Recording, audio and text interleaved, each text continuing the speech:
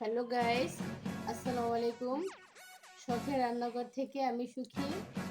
আজকে একটি recipe share করব। এই রেসিপি সবাই তৈরি করতে পারে। তো আমি যেটা তৈরি করব সেটা হচ্ছে মুরগির মাংসের কোরমা। আর এটা তৈরি করতে এখানে আমি প্রায় 1 কেজির মতো মাংস নিয়েছি। আমি এখানে পাকিস্তানি যে মুরগিটা ওটা নিয়েছি, আপনারা চাইলে ব্রয়লার দিয়েও তৈরি করতে পারবেন। এখানে আমি দিয়ে দেব প্রায় আধা কাপের একটু কম ফ্যাটানো টক দই, দিয়ে দিব লবণ,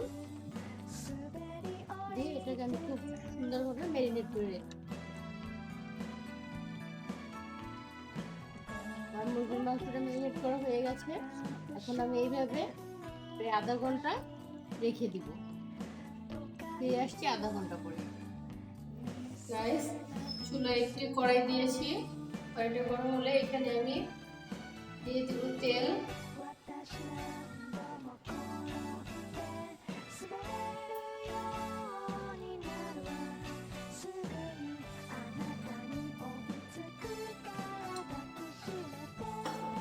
সাথে দিয়ে দেবো আমি প্রায় 1 চামচের মতো ঘি। এই ঘিটা আমি খাঁটি অর্গানিক থেকে অর্ডার করি, আর সবসময় নতুন পেজ থেকেই ঘিটা নিয়ে থাকি। এটা আমার কাছে বেশ ভালোই লাগে। 1 চামচের মতো ঘি দিয়ে দিয়েছি।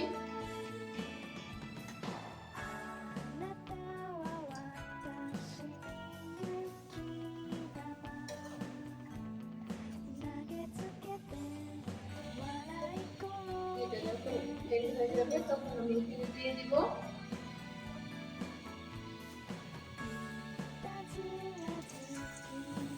প্রায় 1 কাপের থেকে একটু কম পেঁয়াজ। পেঁয়াজটা আমি বেরেস্তা করে নিব।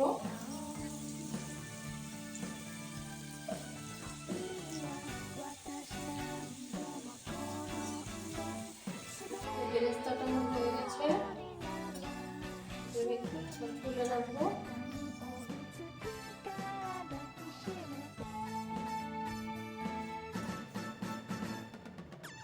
এখানে দিয়ে দিব এখন আমি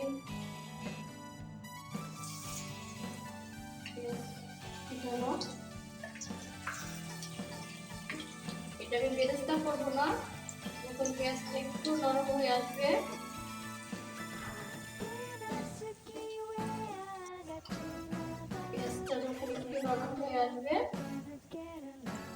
এই পর্যায়ে আমি এখানে দিয়ে দিব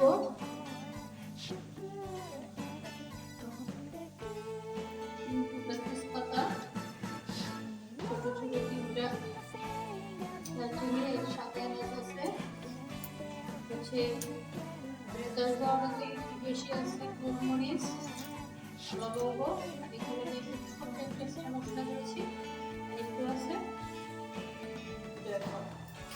জয়ফলটা আমি একটু হাতে দিয়ে ভেঙে দিই।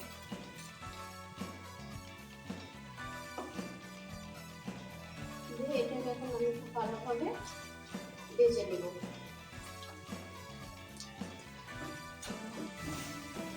কয়টা মশলাটা ভাজার সুন্দর একটা ফ্লেভার আসতেছে। এখন আমি এখানে যেটা দেবো সর্বপ্রথম সামান্য একটু পানি দিয়ে দিব, যাতে পেঁয়াজটা দেওয়ার পরে দেখে একটা না ছিটে। এরপর আমি এখানে দিয়ে দিচ্ছি প্রায় আধা কাপের বেশি পেঁয়াজ বাটা, দিয়ে এটা একটু ভালোভাবে মিক্স করে নেব।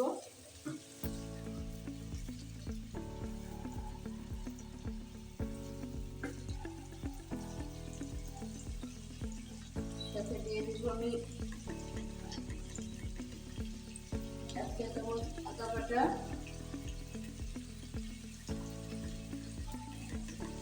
1 চা চামচ রসুন বাটা, সাথে এখানে আছে ধনে গুঁড়ো আছে, জিরা গুঁড়ো আছে, লাল মরিচের গুঁড়ো আছে। আমি একটু সব একসঙ্গে দিয়ে দিই। এই মশলাটা এখন আমি খুব ভালোভাবে কষিয়ে নিব। মশলাটা ভালোভাবে কষানো হয়ে গেছে। এখানে আমি এখন দিয়ে দিব করতে আমার এখানে প্রায় 10 থেকে 12টা কাজু বাদাম বাটা ছিল। আপনাদের যদি কাজু বাদাম না থাকে সেক্ষেত্রে আপনি চীনাবাদাম বাটাটাও ইউজ করতে পারেন। এর সাথে দিয়ে দিব আরো প্রায় হাফ কাপ টক দই, যেহেতু আমি মাংসের টক দেওয়ার আগে দেওয়া ছিল। ফেটানো হাফ কাপ টক দই আমি এখানে দিয়ে দিব। এবারে মশলাটাকে আমি ভালোভাবে কষিয়ে নেব। দিয়ে দিব এখানে আমি সামান্য লবণ, মাংস লবণ দেওয়া ছিল তার একটু লবণের পরিমাণ একটু কম দিব। বুঝে শুনে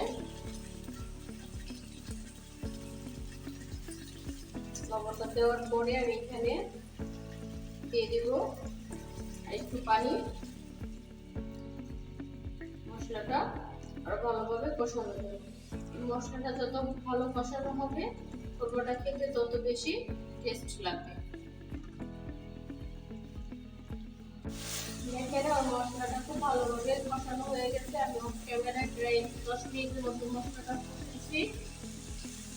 মশলাটা দিয়ে দেখেন কত সুন্দর দেখা যাচ্ছে। এখন আমি দিয়ে দিব এখানে ম্যারিনেট করে রাখা চিকেনটা।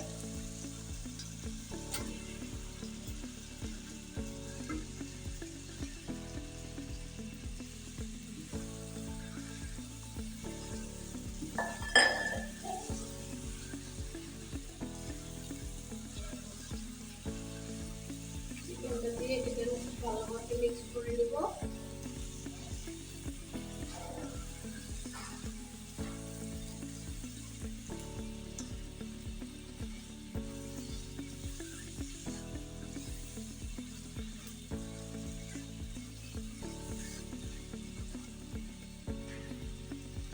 মিক্স করে প্রায় 5 মিনিটের মতো ঢেকে রেখে দিব।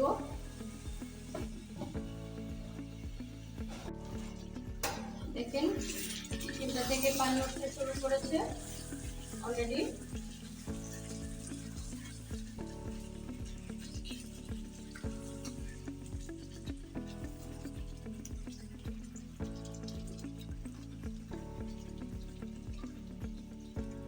আরো কিছুক্ষণ চিকেনটা কষিয়ে নিব, সাথে একটু লবণটা চেক করে নিব।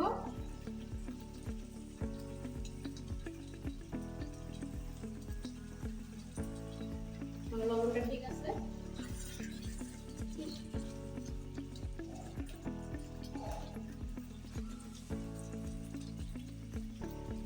কিছুক্ষণ ঢেকে দেব। মশলাটা এখানে মাংসটা খুব ভালোভাবে কষানো হয়ে গেছে। মাংসটা থেকে তেল উঠে গেছে। এখন আমি এখানে অ্যাড করব 1 কাপের মতো লিকুইড দুধ।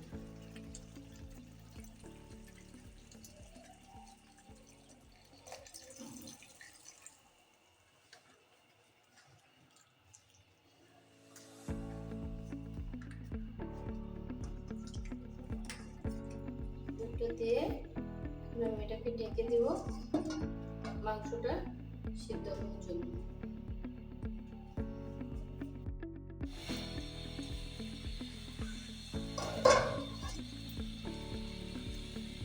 আমার মাংসটা এখন পুরো সিদ্ধ হয়ে গেছে। এখন একটু ঝোলটা শুকাবে। এই পর্যায়ে আমি দিয়ে দেবো এখানে প্রায় 4-5টা কাঁচামরিচ। কাঁচামরিচের একটা ফ্লেভার আছে, এই ফ্লেভারটা খুব ভালো লাগে। এখন আর আমি ঢাকনাতে ঢেকে দিব না, এইভাবে আমি রান্না করবো আরো প্রায় 5 মিনিটের মতো। দেখেন মুরগির মাংসটা হয়ে গেছে, দেখতেও বেশ সুন্দর লাগছে। আমার রান্নাটা প্রায় শেষ। আমি এখন এটা চুলা থেকে নামিয়ে নিব। নামানোর আগে এখানে আমি দিয়ে দেব প্রায় 1 চামচের মতো ঘি।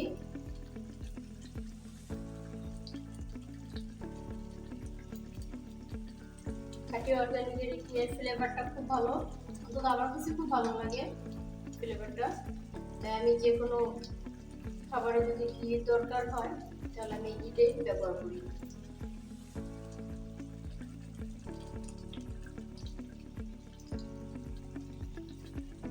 দেখেন দেখতে কত সুন্দর লাগছে, আর ফ্লেভারটাও খুব সুন্দর আসতেছে। আপনাদের কাছে যদি আমার এই রেসিপিটি ভালো লেগে থাকে তাহলে বেশি বেশি করে লাইক কমেন্ট করবেন, আর অবশ্যই আমার চ্যানেলটি সাবস্ক্রাইব করে রাখবেন। আজকের মতো আল্লাহ হাফেজ।